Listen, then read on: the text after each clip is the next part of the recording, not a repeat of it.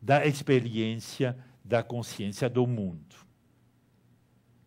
E aqui, finalmente, como consequência da crítica do idealismo hegeliano, vamos entrar no sentido contemporâneo, para o século XX, desta vez, da palavra fenomenologia. Até agora falei do idealismo kantiano e hegeliano, e agora vou falar a partir de Husserl, de Heidegger e de outros filósofos do século XX. Eles fazem uma crítica da visão hegeliana da fenomenologia como concretização do espírito. Essa visão tende a desaparecer com o seu historicismo radical, em proveito do que nos importa verdadeiramente, uma atenção reforçada para o processo de construção do mundo. Não construção da história, não construção de um processo histórico, mas construção do mundo, do que nós chamamos de mundo, que são as coisas, como colaboração, como troca permanente entre o sujeito e o objeto. Assim, na filosofia de Sartre e de Merleau-Ponty, o real, o mundo, é o que nos aparece, mas também é o meio onde nós aparecemos. Então, tem esse jogo entre o mundo aparece, essa garrafa aparece para a minha consciência, mas eu existo também em relação com essa mesa, com essa garrafa, com vocês, como plateia, como um mundo onde eu também estou aparecendo. As duas coisas aparecem uma em relação com a outra. Assim, na filosofia de Sartre e Merleau-Ponty, o real, o mundo, é realmente o que aparece, o que resulta da relação complexa e sempre renovada entre a subjetividade e a objetividade. E é exatamente essa fenomenologia, na sua forma do século XX, de Husserl, Heidegger para Sartre e Merleau-Ponty, que o estruturalismo critica. Critica porque ele vê permanentemente o perigo de que essa representação do mundo como uma troca entre o objeto e o sujeito torna-se facilmente uma psicologia disfarçada e daria ao sujeito, finalmente, um papel demasiado importante com respeito às forças externas do mundo. Não sei se essa tentativa de definir para vocês a palavra fenomenologia ajudou a entender o que estamos lendo e do qual estamos fazendo a experiência na obra literária de Sarraute. Mas espero que sim, porque o que me interessa na obra literária de Sarraute é o que chamei de estratégia fenomenológica, enquanto o interior e o exterior se nutrem reciprocamente. O que podemos também chamar, talvez, de emergência recíproca do sujeito e do mundo, do sujeito e dos outros, que exemplifica realmente a postura filosófica fenomenológica. Assim, a inquietude que se exprime na obra literária de Nathalie Sarraute me parece emblemática de um horizonte existencial dos anos 50 e 60. Falei rapidamente do tropismo, quero falar também, ainda mais rapidamente, dessa mesma relação entre o interno e o externo, o lugar comum, a sensibilidade própria. A propósito de um livro que acho já mencionei, que são As Coisas, Les Choses, de Georges Perec.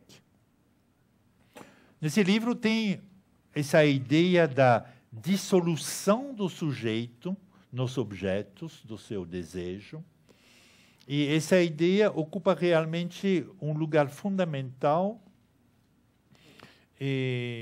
na narração des choses. As Coisas, de Perec, não por acaso, me parece um síntoma, um emblema desse período. E ele recebeu um prêmio literário em 1965, o prêmio Renaudot, que desencadeou uma polêmica tanto literária como ética. O livro é muito simples. Ele conta a maneira como os dois personagens são psicossociólogos emblemáticos da nova geração de profissionais ligados à sociedade de consumo que está se estabelecendo na época. Como esses personagens, em lugar de serem os donos dos seus desejos, os sujeitos ativos da sua existência, se revelam totalmente dependentes do discurso publicitário da sociedade de consumo sobre a felicidade e sobre o bem-estar. Então, aqui também vemos como a literatura retoma essa contradição entre o interior e o exterior. E com esses dois exemplos, o primeiro mais desenvolvido, de Nathalie Sarraute, o segundo menos, podemos notar de qual maneira os escritores, num registro diferente daquele da filosofia, assumem a tarefa de dar corpo a várias problemáticas que haviam emergido no contexto filosófico.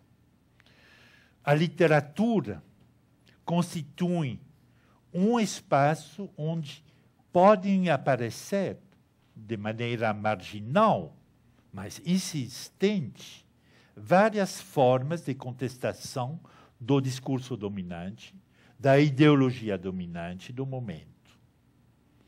A característica dessa contestação é de brotar de experiências narradas, de prática da narração, e não do conceito.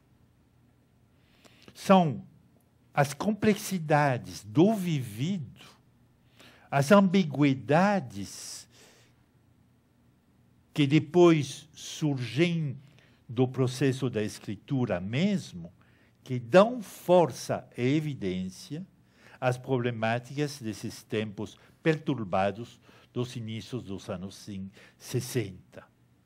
E com essa manifestação literária, estamos chegando à característica maior do recurso à literatura no âmbito da transformação do estruturalismo, quer dizer, no momento em que vai aparecer um conceito fundamental para essa transformação do estruturalismo, que é o conceito da diferença.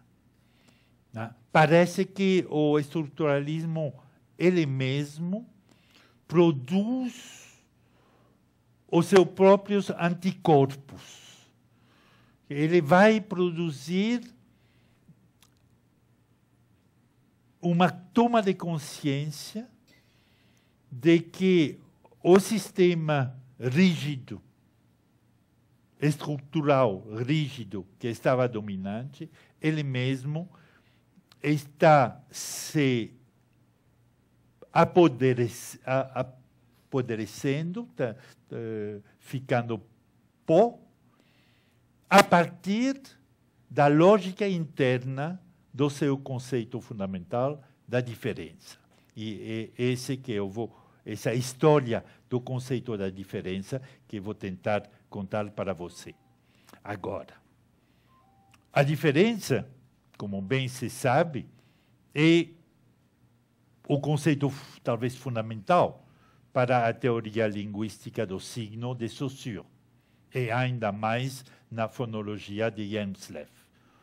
Toda a significação decorre de um sistema de diferenças. Positivo, negativo, branco, negro, sim, não, etc., etc.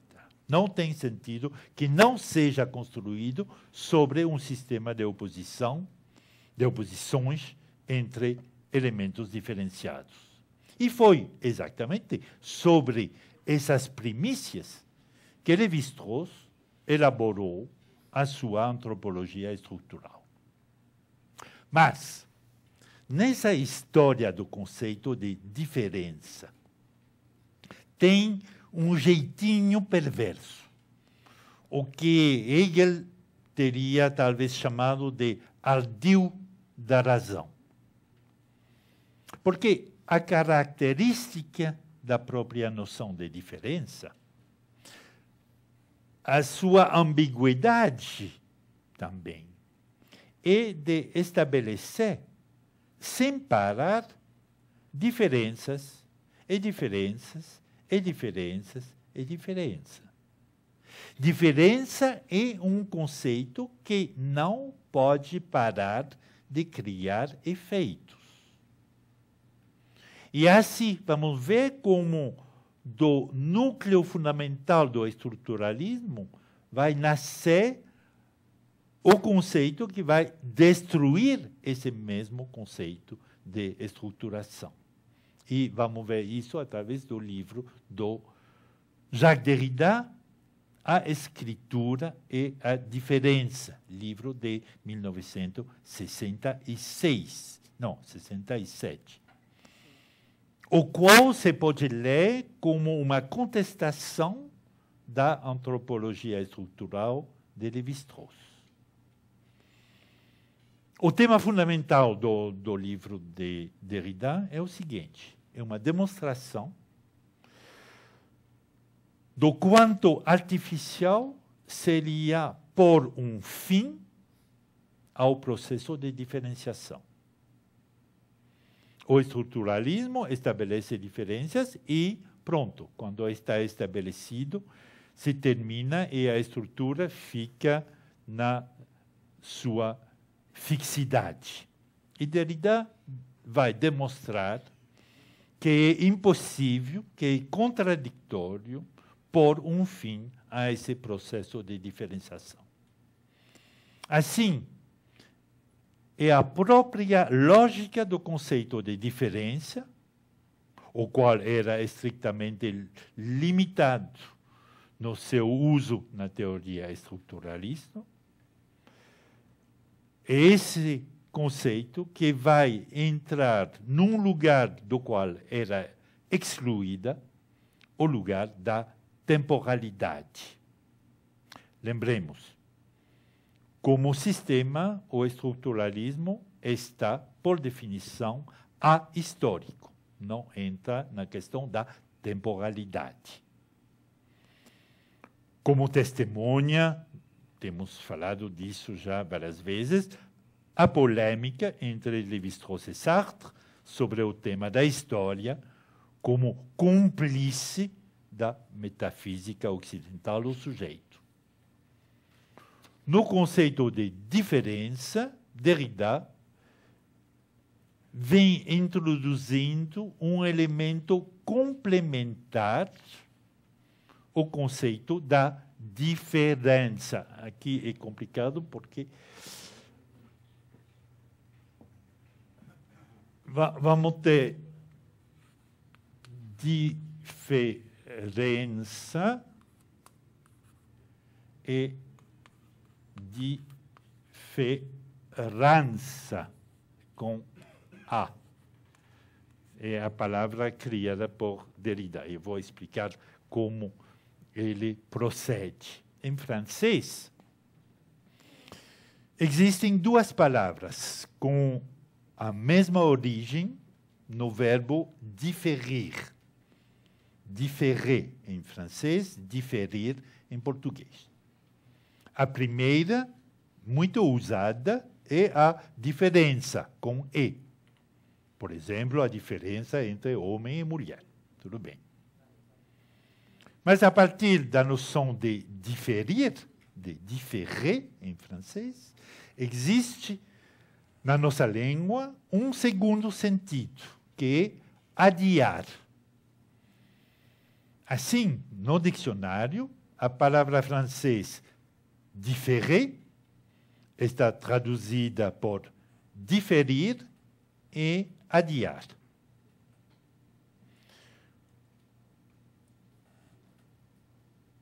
Com a palavra diferença, escrita com A, Derrida tem o que eu chamaria de máquina de guerra, uma espada de dois lados, porque de um lado parece respeitar a lei estruturalista da diferença, com E,